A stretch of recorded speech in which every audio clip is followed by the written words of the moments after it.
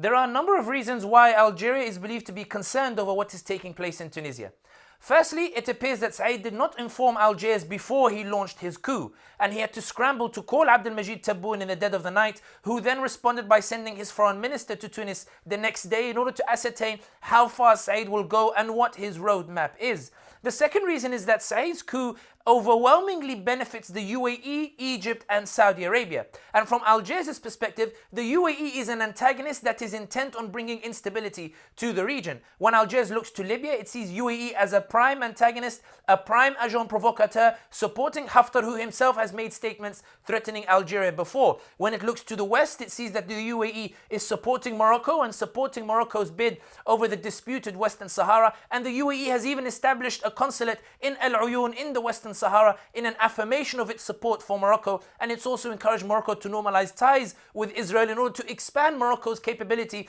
of securing international support for its bid over the Western Sahara.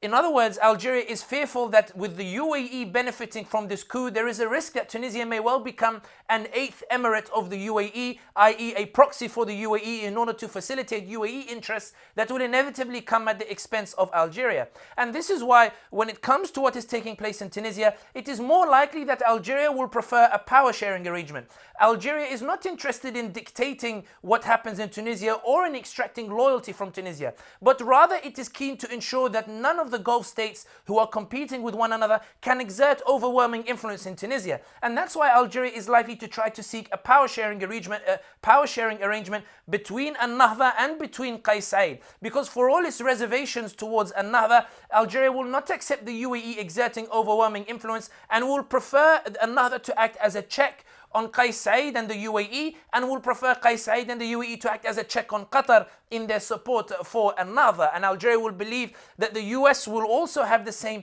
inclination in its bid to pursue warmer ties with Algeria as it seeks to leverage its influence in Libya in order to pursue elections in Libya that none of the Libyan factions want.